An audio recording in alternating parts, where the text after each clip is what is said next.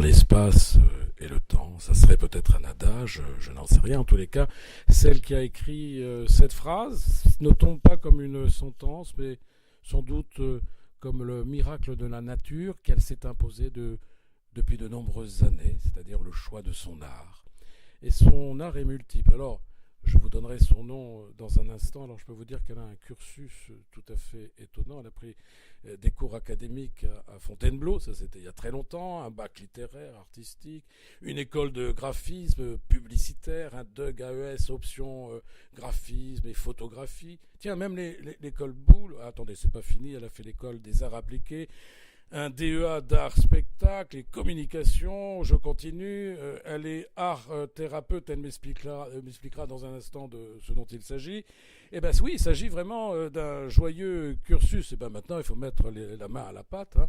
Et la main à la pâte, c'est dans une série d'illustrations que je viens de voir, d'ailleurs sur 2 bouquins, un qui est sorti en 2011, vous avez entendu sa voix, maintenant il me reste à vous la présenter. Elle s'appelle Axelle Guillemot, elle nous vient tout droit du Gard, pas très loin d'ici en tous les cas. Elle est dans ce travail de l'art depuis de nombreuses années et elle a sorti 2 bouquins. Alors le premier, je vais vous en parler tout de suite puisqu'on vient nous-mêmes d'en parler. Hein. Série d'en rire. Hein. Alors Série d'en rire, alors c'est vous qui allez parler. Série d'en rire, c'est quoi ? Alors, Série d'en rire, c'est pour moi une histoire d'hommes et une histoire d'animaux. Voilà, ce sont des petites proses poétiques, des petites fables. Voilà, Alors, c'est une série, c'est-à-dire que vous allez raconter un certain nombre de fables, du quotidien peut-être, vous vous inspirez du quotidien, comment vous faites ? Alors, en fait, c'était un exercice, je dirais, parce que j'aime le langage, en fait, quel qu'il soit. Donc, vous parliez de cursus tout à l'heure, c'est ce qui vraiment me passionne, c'est le langage, la façon de pouvoir échanger avec l'autre. Et le partage. Et c'est pour ça que mon 2e ouvrage me permet juste... on veut parler tout de suite du 2e ouvrage, alors non ? Non ? Pas tout à fait. Mais bon, le 2e ouvrage, c'est les histoires d'Yves, et c'est l'histoire d'un animal qui donne un regard... Oui, qu'on en parle tout de suite. C'est pas faux. On va y revenir. Non. On continue avec Série d'en rire parce que sinon on va se mélanger. Alors c'est vrai que le premier, Série d'en rire, toujours écrit par vous-même. Alors oui, vous l'avez dit, ce sont des courtes fables écrites d'une plume toute gracieuse, hein, c'est important. C'est un objet poétique et insolite quand même. Oui, parce que c'est... En fait, je me suis mis énormément de contraintes pour raconter des petites fables poétiques. Alors attendez, qu'est-ce qui est plus dur pour vous ? C'est d'écrire ou de dessiner ? Eh bien, si vous écrivez dans un premier temps et que vous dessinez ensuite, c'est très compliqué. Ah, vous commencez par... Attendez, expliquez-moi, vous commencez par Par l'écriture. Par l'écriture. Donc au départ, vous avez une idée qui vous frôle la tête, les méninges font du ménage, et là vous prenez votre crayon une fois que c'est terminé, quoi, c'est ça ? Exactement, même j'ai écrit toutes les petites fables en fait avant, et après donc je me suis attelée à faire des dessins, mais qui est aussi une forme d'écriture finalement. Oui, parce que quand même, je tiens à préciser, on parle d'écriture depuis tout à l'heure, et il faut savoir que notre ami Axelle travaille l'huile, l'acrylique, l'aquarelle, le stylo feutre, elle est capable de tout, le pinceau, les encres, le pastel, elle travaille avec des éponges s'il le faut, avec des couteaux, etc., etc. Et surtout, support, croyez-moi, c'est exceptionnel. Il vous arrive de peindre avec les doigts ? Ah oui, bien sûr, oui. Oui, qu'on avait oublié celui-là, il n'était pas inscrit. Donc, je suis quand même content de l'avoir vu. Attends, alors racontez-moi alors maintenant, puisque nous avons parlé de ce livre, que l'on trouve où, Série d'en rire ? À la FNAC. À la FNAC, ça c'est un très bon support de le savoir, il faut le savoir, à la FNAC. Voilà, ce sont les éditions G d'encre. C'est très facile à trouver, vous allez à la FNAC, s'il n'est plus là, c'est qu'il a été très bien vendu, il faut le commander et vous l'aurez très vite. Voilà, donc je vais continuer alors avec, ce dernier bouquin qui est là, alors qui s'appelle Des histoires d'If. Alors If, ce n'est pas évidemment le château que tout le monde connaît, If bien entendu, qui n'est pas très loin de Marseille, mais c'est l'histoire, oui. Ah, vous l'aviez deviné ? Non, vous ne l'aviez pas deviné, non. Eh bien voilà, c'est l'histoire de son propre chien, hein, c'est ça, qui est une demoiselle d'ailleurs. Oui, tout à fait. Alors c'est un grand chien, il faut le dire, il nous vient d'Anatolie. Hein. Oui, c'est un berger d'Anatolie, c'est une chienne en fait qui est un être délicieux. Il paraît qu'elle est bonne à croquer, mais il faut savoir quand la croquer. Oui, sinon elle vous croque. Sinon, c'est elle qui vous croque. Et croquer, vous savez ce que cela veut dire quand on est en train de Dessiner. ou de peindre. Hein. Peindre, exactement, on peut croquer aussi avec le fusain. Voilà. Alors là, c'est une histoire d'amitié, c'est une histoire d'amour Exactement, c'est une histoire d'amitié, une histoire d'amour qui remonte à 5 ans. qui remonte à 5 ans en effet. Et puis en fait, c'est un chien de village en fait. C'est un chien qui est aimé, je dirais, par tous les bipèdes. Vous vous rendez compte, chien de village, hein. C'est vrai, on dit qu'il y a le rat des villes, le rat des champs, le rat des... Je sais pas, il y en a d'autres, non, des villages, je sais pas. Non, pourquoi pas? Et les chiens, il y a les chiens de ville, hein, avec les petites mamans, les petites mémères, hein, bon, qui les habillent. Il y a les gros chiens, je vais me faire insulter. Bon, et puis là, dans les villages, alors là, ce gros chien, dites-moi, il doit impressionner, non? Voilà, c'est vrai qu'il est très impressionnant, il est assez fin. En fait, il fait vraiment chien de village, genre les chiens que l'on voit un peu déambuler comme cela dans certains villages. Quand une voiture s'approche, eh bien, si elle est couchée, elle a du mal à se lever parce que bon, il fait chaud. Voilà. C'est la voiture qui fait le détour? Quasiment, en fait, quasiment, voilà. Mais c'est un chien qui est beaucoup aimé aussi par les enfants. Et donc, les enfants passent devant dans la rue et où elle se met dans la rigole pour surveiller parce qu'elle a un territoire. Elle a un territoire, mais elle n'est pas méchante. Hein? Non, elle fait semblant d'être là, elle impose pas. Voilà, mais dès qu'on s'approche avec un sourire, un gâteau, c'est fini. Exactement. C'est un chien délicieux. Alors c'est pour cela que vous l'avez croqué, vous, hein, avant qu'elle ne vous croque. Mais elle vous croquera jamais, d'après ce que ou ça sera. Alors vous avez dit un très joli mot, mais je ne l'ai pas noté. Il faut se nourrir pour redonner à manger. C'est un petit peu ça, l'esprit. Bah oui. Pour partager. Voilà, c'est ça, c'est se nourrir des uns des autres de toute façon, et puis repartager parce que c'est essentiel pour vivre en fait. Voilà. Alors si vous aviez par exemple quelques mots que je puisse lire à vos auditeurs, quelle fable vous choisiriez si on peut parler de fable? Oui. Parce que c'est pas évident comme question parce que c'est tout beau. Il y en a combien là au fait? Bon, il y a plein de petites choses en fait. Il y a Yves à table, il y a Yves, enfin c'est Noël, c'est Yves Grenet l'esthétique, ça je peux peut-être vous en parler. Une cuisine à l'emporte-plat. Laissez-moi lire, on va voir un petit peu là. Laquelle ça. vous voulez que je lise? Pas entièrement, hein. Non, bah non, regardez, on va leur donner envie aussi, hein. Alors, Grenet et l'esthétique, c'est quoi? Alors, Grenet, c'est le Grenet de Yves, hein. Voilà. Yves, c'est une dame, hein, je vous le rappelle, hein. Un grand museau. Alors, c'est elle qui parle, hein. C'est elle qui parle, c'est elle.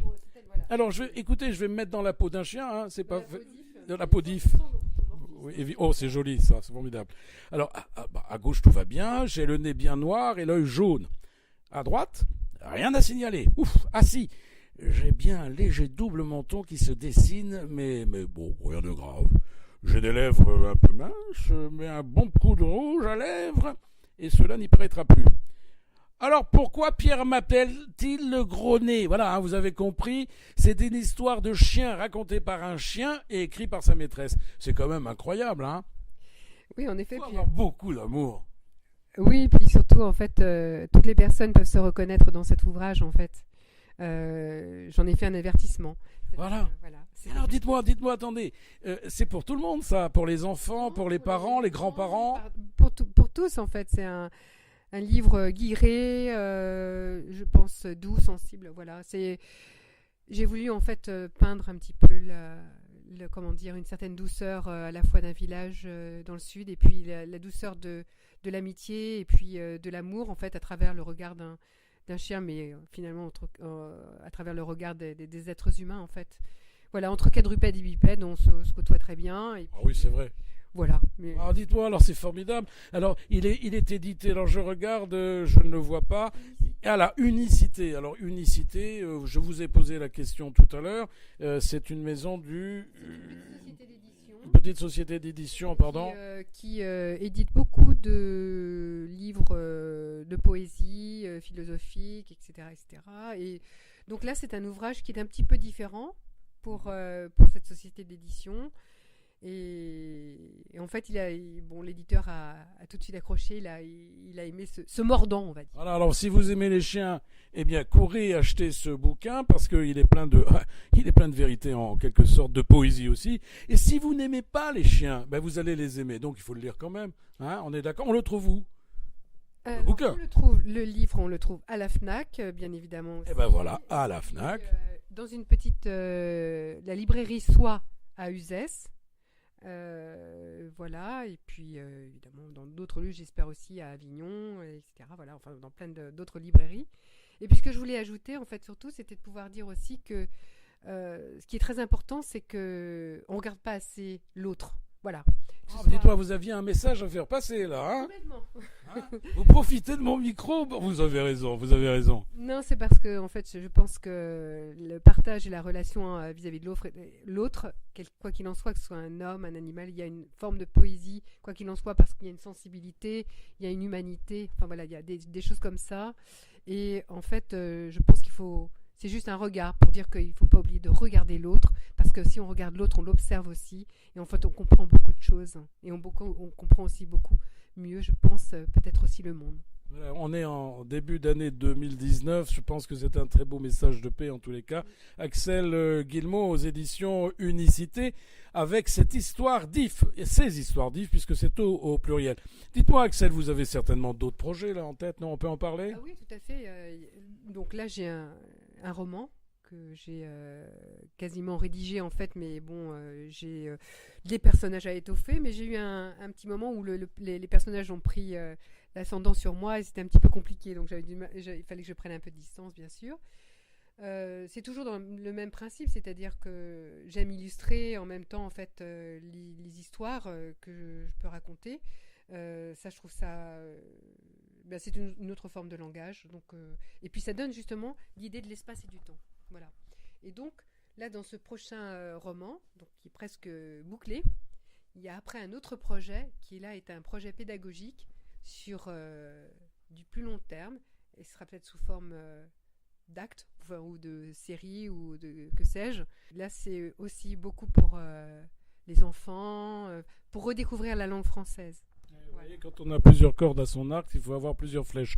Et ça aussi, c'est important. Dites-moi, vous reprenez quand la plume, pas la plume, mais plutôt les pinceaux, parce que vous faites des expos? Oui, en effet. Des expositions, en effet, des expositions. Là, j'étais beaucoup plus sur le dessin, parce que ce que je recherchais aussi, c'était vraiment l'idée de l'espace et du temps. Mais on peut vous voir quelque part actuellement, non? Actuellement, non. Parce que voilà, bon. Alors je fais un appel à tous mes amis qui sont dans ce métier et qui cherchent, non pas désespérément, parce que le mot serait un peu trop fort, mais qui cherchent amicalement des gens de talent. J'en connais une, elle est sur ma gauche. Évidemment, vous ne pouvez pas le vérifier puisque vous n'êtes qu'à la radio, mais moi je vous dis que c'est la vérité. Si elle était à ma droite, je vous aurais dit qu'elle était à ma droite. Elle est formidable, elle a des yeux tout à fait étonnants, un sourire à bouleverser tous les chiens de France et de Navarre. Et je vous jure que si vous lisez ce bouquin, il est plein d'humour, ça vous fera du bien pour une année qui démarre. Je pense que ça peut être un de vos choix, une de vos décisions, voilà, dès maintenant. Voilà, c'était Pierre-Patrick pour Tête d'Ail Art Média, pour le langage regard, évidemment, le langage que l'on écrit, et puis pour notre radio, Friendly Radio, que vous connaissez toutes et tous. Je vous dis merci à toutes et tous. Je dis merci surtout à Axel d'être venue ici nous parler d'elle-même. Merci, c'était avec un grand plaisir. Un grand plaisir pour nous, à très bientôt.